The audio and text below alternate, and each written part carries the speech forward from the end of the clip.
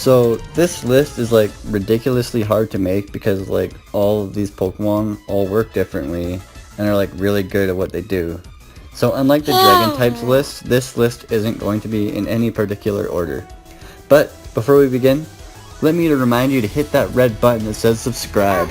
It benefits us all because it allows you to stay updated with my latest content while allowing my channel to grow. Win-win situation. We recently hit 100 subs and that is so awesome, guys. Thank you so much.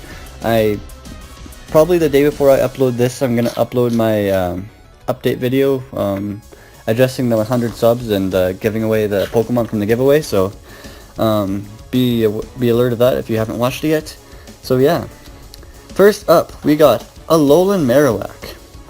When you look at this thing's base stats, you're wondering, base 80 attack, no speed, bad special attack, decent bulk, this Pokemon is trash. Well, you'd be dead wrong.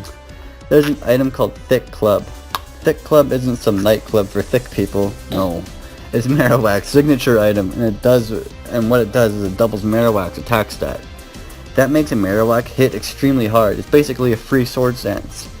Its typing gives it great resistances to fairy, fire, it's immune to fighting and normal, and if you're running lightning rod, which you probably are, you're immune to electric too. If running a defensive set for like a stealth rocker or something, it still gets insane attack with no investment if holding the Thick Club. But if sustain is your game, leftovers is a good option too. I recently released a moveset guide on Marowak, so I'm not going to get too much into it today in this video, but I will mention that it gets Rock Head too, and that makes it so that it doesn't get any recoil damage from Flare Blitz. I almost lost to a guy using an ALOLAN Marowak because I was afraid of wasting a turn hitting it with an electric move that would ordinarily do nothing, so I was doing resisted damage with Dazzling Gleams instead. But then after the battle I checked out the guy's team and it was Rock Head. So it can be used to make people think that you're immune to electric, but then smash something with Flare Blitz with no consequences. It's a great Trick Room Pokemon too, because it'll usually go first in a turn. So it can fully invest into hit points to make it really bulky. Okay, enough about ALOLAN Marowak. Next up is TORKOAL. Definitely the best Sunsetter in the game. It's mega slow, and that assures that its weather stays if you both lead with weather setters. It can mega smash stuff in the sun with sun boosted fire moves. It's a good doubles Pokemon that can reliably get multiple heat waves off in a match despite being ultra slow. It's got access to Yawn, so it's good at forcing switches and singles. It can Stealth Rock too, and that just makes its Yawn set even better. I ran an Eject Pack one a couple times, then made it switch out after Overheat dropped its own special attack. And then I had a Venusaur come in the same turn without getting hurt at all. Then it was sweeping time. It's stupid bulky too. Anyone remember fighting Flannery's TORKOAL in the original Hoenn games? Holy crap, that thing was hard to take down. Next up is Charizard. Game Freak loves this guy, so do I. Even though I legit haven't used one this generation, Lamau. It can Dynamax to set Sun, or a Gigantamax to put the other team in a Fire Spin-like state. Generally, the Dynamax one is better for singles, while a Gigantamax is better for doubles, because breaking Focus Sashes and doing residual damage is generally more valuable in doubles. And you can just toss a TORKOAL onto the team, too, to set Sun before you even attack, and it'll boost your G-Max Wildfire to even more ridiculous power. It has access to Airstream, and gets Stab on it, which is always nice. Being faster than the other guy is very valuable this generation. It has great coverage too. It can Scorching Sand for ground coverage now because of Isle of Armor.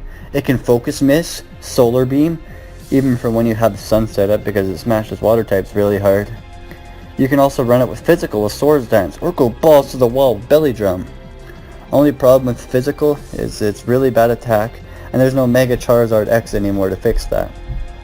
It's also 4 times weak to Stealth Rock, but with how irrelevant 6v6 is this generation, and how it's not very common on the ranked ladders, that's not too big of an issue. Also, Heavy Duty Boost exists now. It gets access to Solar Power too, further increasing its special attack stat in sunny weather, but at the cost of some of its health every turn. Volcarona. This big bug suffers the same 4 times weakness to rock as Charizard does, but again, 6v6 is almost dead this generation, and heavy duty boots are a thing, so if you do play 6v6, that's probably the best item for our ugly bug friend here. What makes Volcarona terrifying though is its access to Quiver Dance and Fiery Dance. Quiver Dance boosts its special stats as well as its speed by 1 stage each, and Fiery Dance is a very spammable base 80 special fire move that can boost your special attack even further. If you're playing doubles, Heat Wave is definitely the better option though. It can Airstream when Dynamax, Set Sun, drop opposing special attacks with Max Flutterby, has access to Giga Drain for sustain, and can turn into Max Overgrowth to bop water types that think they're safe. Its downfalls though are that if you need to set up to sweep, that can be kind of hard to do this generation because lots of mons are carrying flying moves just for Airstream. And it's got bad physical defense. It's naturally not the fastest either, so even if you have one Quiver Dance, something might outspeed you. All in all though, great Pokemon. It's what Frostmoth wants to be. Next one is Incineroar. Fiery Kitty is pretty good. Is a pretty good doubles Pokemon. Not so much in singles, I don't think. What it does in doubles though is something only it can do. It has access to Intimidate as its ability, which drops opposing Pokemon's attack step by 1 stage just by being there. It can Fake Out, Parting Shot, just dropping the attack and now special attack too. It has to be aware of Pokemon with Competitive and Defiant because Intimidate and Parting Shot will do the exact opposite of your intended purpose with those. It now has access to Lash Out thanks to the Isle of Armor, which is a base 75 Dark move, meaning Incineroar gets Stab on it. But Lash Out is more than what it seems. When the user suffers a stat drop in the same turn, its power is doubled. So now Dynamax Pokemon have to be careful about dropping Wyrmwinds and Phantasms willy-nilly. Other Intimidators have to be careful of it too. If Incineroar doesn't want to run that though, it still hits Mega Hard with Darkest Lariat, which ignores defense boosts, and Flare Blitz. Incineroar does suffer from a bad speed stat though, and doesn't have any recovery moves like its other fire-type Intimidate friend, Arcanine. So you'd have to make a decision on which one you'd rather use. That brings us to Arcanine, the big doggo that breathes fire. In singles it's alright, it's outclassed as a physical attacker by Darmanitan, so I'd probably use Darmanitan. But in doubles is where it truly shines. Like Incineroar, Arcanine gets Intimidate. What separates Arcanine from Incineroar and what gives you its niche is its access to a reliable recovery move in Morning Sun. It can also use special attacks like Flamethrower, so it can hit decently hard without sacrificing some of its own health. It can use Snarl too to drop the special attack of both opponents. Might be a good tool to use against expanding force size spam teams. It is decently bulky and isn't mega slow either, unlike Incineroar. If you do want to run it physically though, it can use Wild Charge to punish water types that think they're safe. If you want to throw people off, it has 2 other usable abilities. Flash Fire lets it absorb fire moves and boosts its own fire moves. While doing so, it also gets Justified, but it's rather slow for a beat up strategy, so it's probably better off for the Swords of Justice trio, which I've talked about recently in my moveset guide videos, so check those out. Next up is Talonflame. Where do I even start? Well, let's begin our discussion on Talonflame by recalling my battles with Wi-Fi Merriman. He used it to Dynamax not just for the sheer power, because Talonflame kinda lacks in that department, but just to provide extra speed for its teammates by spamming Max Airstream. Guess what one of its teammates was? Dracovish. Dracovish spamming Fishious Wren first most of the time because of the extra speed boost from Airstream. He had a Drizzle Politoed on his team too to power up Fishious Wren even more. Talonflame is an amazing Pokemon, support Pokemon in doubles. Oh yeah, it gets Tailwind too, so now Whimsicott has some competition. It's pretty awesome in ranked singles as well. I'm running a Swords Dance set with Adamant Nature holding a Sharp Beak.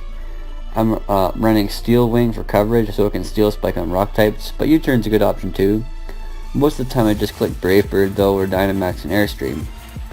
When Talonflame loses a single hit point though, it no longer gets to abuse Gale Wings, which was a nice fix for it in Gen 7. But Airstreaming does kinda fix that up for it. Next up is Darmanitan and Zen Galarian Darmanitan. Darmanitan functions in more ways than one. Let's talk about normal Unovan Darmanitan first. It's simple. Equip a Choice Scarf and click Flare Blitz. GG, easy! Sheer Force takes secondary effects of moves away in exchange for more power. Flare Blitz can burn, so you get even more power out of it. You're working off an incredibly high attack stat too. It's decently bulky with a high HP stat. It's decently fast, so if you really wanted to, you could give it a Choice Band or Life Orb to make it shatter dreams. It gets good coverage moves like Earthquake, U-Turn, Rock Slide, and Superpower to give it what it needs to smack a lot of Pokemon. We haven't got started on Galarian Darmanitan yet, but wait, it's not a fire type. Well, it can be. Galarian Darmanitan Zen mode form is part fire, so yes, it makes this list. Normal Galarian Darmanitan is incredible. I really want to talk about it, but I'll wait for the Ice type list to do that. When Galarian Darmanitan reaches half itself, so run its HP at an even number, Zen mode will activate. Its base speed will then changes from 95 to 135, and its attack goes from 140 to 160. Unlike Guerrilla Tactics Darmanitan, you can change your moves, just not hit as hard. A substitute bulk up set with Fire Punch and Ice Punch or some other coverage is something I would run. But you can easily just switch bulk up for some other kind of coverage. This thing is really fast and hits insanely hard. It's just a little more difficult to use than its Brain Dead, press A on Icicle Crash and win counterpart. Next up is ROTOM-HEAT. I had a hard time making this list, and I couldn't decide whether to put ROTOM-HEAT or Colossal. Spoiler alert, Colossal didn't make it. I'll explain in a bit why. Rotom did though, and like I said at the outset, this list isn't in any particular order, so here's ROTOM-HEAT. It can do a number of interesting things. It can trick choice items and be a troll like that. It can burn things with Will-O-Wisp, or by tricking a Flame Orb. It can attempt to sweep with Nasty Plot. It can spam discharges and doubles and has access to Ally Switch. And it can set up screens too, making it a good choice in that format. It gets Levitate as its ability to nullify its weakness to ground, but say hello to Excadrill and Haxorus. It does have its downfalls though. It's in a weird speed tier. Base 86 speed is getting it nowhere quick. It's got low hit points, but a great 107 in both its defenses and a usable special attack stat at 105. If you're trying to sweep with a Nasty Plot set, you're going to have a hard time because of that weird speed stat and no access to a flying move for Airstream. To me, Rotom and all its forms are really good utility Pokemon, and only that. It can do sweepy and wall-breaky things, but there's better choices for that. Especially because ROTOM-HEAT's only fire move drops its special attack by 2 stages when it hits. It also misses 10% of the time. Overheat. Next up is Cinderace. What kind of Generation 8 top 10 fire types list would this be without our awkward looking soccer rabbit? I really wasn't a fan of this thing's design when I first saw it, and that's why I chose Grookey, but it's grown on me. But that's not why it's here. Before I got Libero, whatever, Cinderace was still a usable Pokemon. I like to run a Focus Sash set with Counter and Reversal and stuff, or run it with Endure, Lychee Berry, and Reversal. But now it's got better things to do. In singles, your best set is simple. Slap a Life Orb on a Jolly one and give it 4 moves of different typing that complement your team. Libero changes its typing to the move that it's using, so you get Stab on everything. You can use this to play mind games on your opponent too. Expecting them to hit you with a Max Quake? Use a flying move and avoid it altogether. I sometimes use one in doubles with Weakness Policy next to a minimum special attack Dragapult that uses Surf. I proc my own policy, Dynamax, and just blow things up. I haven't decided if I like Dynamax to set the Sun or G-Max to get the extra power and pass through annoying abilities. Really is a hard choice with Cinderace. I might have to edit my team and put a Torkoal on there. A YouTuber I know called Glauber and Devin also runs a policy Rabbit, but Gigantamax and with Aquajet Wartortle. It's badass. Cinderace gets ridiculous coverage with Acrobatics or Bounce, U-Turn, Iron Head, Gunk Shot, Sucker Punch, and High Jump Kick. I'm probably missing something there. It's like Greninja, but I think it's better despite that being a couple points lower in its base speed department. Well, that's it guys, that's my top 10. So, here are the honorable mentions. Chandelure. Infiltrator is awesome for singles, for bypassing substitutes, and hits really hard. It's kinda slow. Flash Fire is great for doubles because it can absorb fire attacks for its teammates and abuse ally switch. Colossal. It's bad in singles and has a really cool niche in doubles, where it can be paired with a water attacker and abuse Steam Engine and weakness policy. It can Dynamax, which is good, but it can also Gigantamax, and G-Max Volcalith, which does damage to the opposing team for 4 to 5 turns. The only problem is that it has some bad weaknesses, and after Steam Engine, which gives you plus 6 speed, you're still going to be outspeed by faster threats like a Dragapult. Centiskorch. Not much to say about Centiskorch. I just like it. It's decently bulky and has good attack stat, and some good abilities. It's just slow and has some bad weaknesses that are easy to exploit. Salazzle. Salazzle's cool. I was really excited about it before Sun and Moon came out, but it's just a disappointment. It's decently fast and can set up. It's got a cool ability in Corrosion which allows it to poison steel and poison types. It just lacks in the coverage department, and it's too frail to abuse Toxic, while having no reliable recovery. That's it guys, thanks for watching. What type should I cover next? Comment down below, it's good for the YouTube algorithm. And like and subscribe. I'll see you guys next time. Bye bye.